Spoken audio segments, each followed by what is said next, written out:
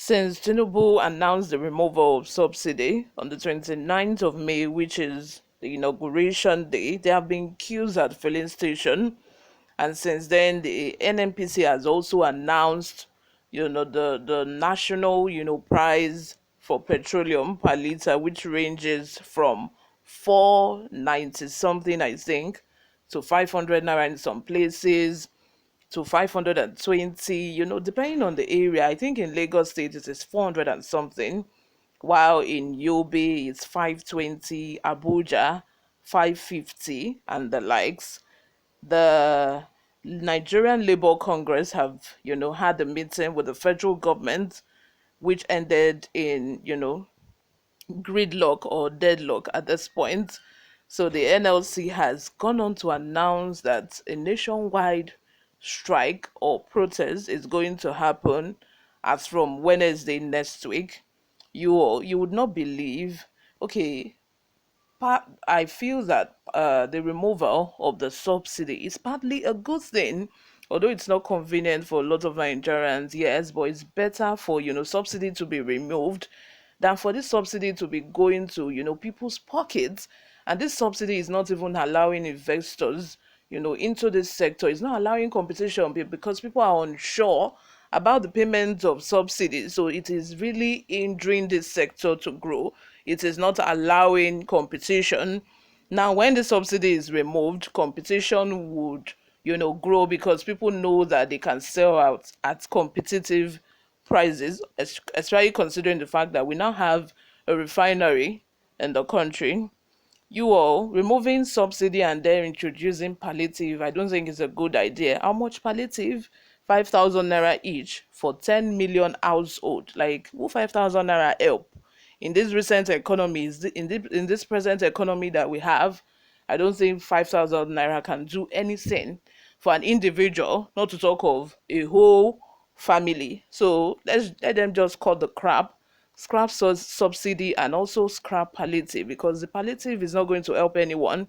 The palliative at the end of the day would not even get to these families that they think that this palliative is going to help. At the end of the day, this palliative is going to end up in someone's pocket. It's going to end up being embezzled, just like what the subsidy has become.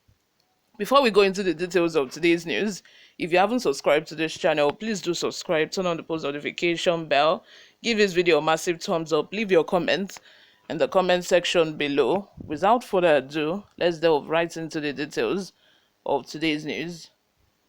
They plan to send 5,000 naira each to 10 million households in average families, Festus Osifo. The NLC, TUC, and the federal government met on Wednesday after President Bola Tinubu declared in his inauguration that fuel subsidy is gone.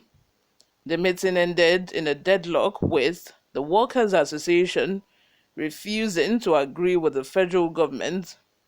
The president of the Trade Union Congress, Festus Osifo, has alleged that the government had suggested paying 5,000 naira each to 10 million households in average families for the next 6 months.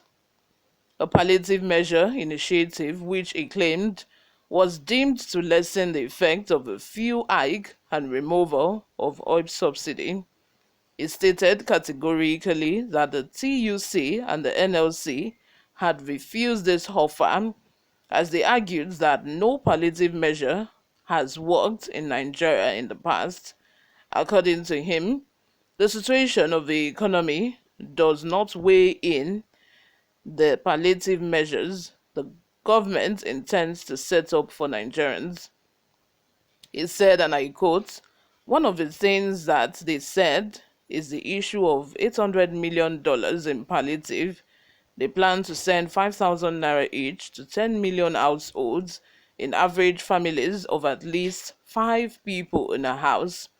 So that gives about 50 million people for 6 months. So we told them, what is this? We blatantly told them we don't agree with that. The conditional transfer that they have been doing over the years, we are yet to see the auditing.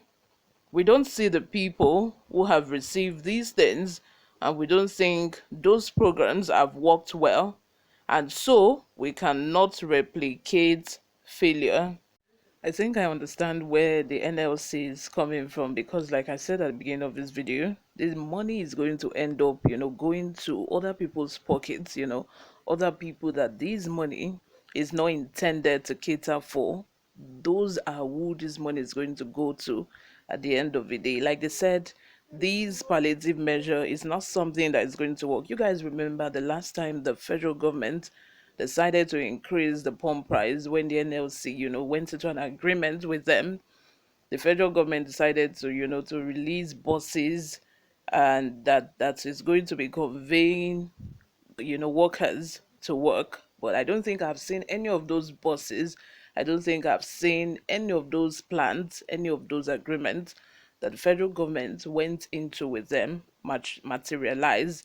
It's just what it is.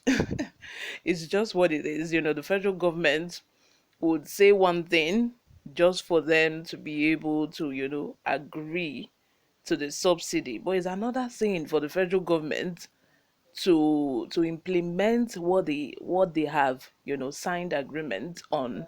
So these are two different things, and I know that the NLC knows this, that it's very difficult. Like I said at the beginning of the video, since you have removed subsidy, just don't say anything, just don't introduce palliative, because when you are saying you have removed subsidy and you are introducing palliative, is it not still the same thing at the end of the day? Because what you're avoiding with subsidy will still happen with palliative, which is that, this money, like I said, will end up in other people's pockets.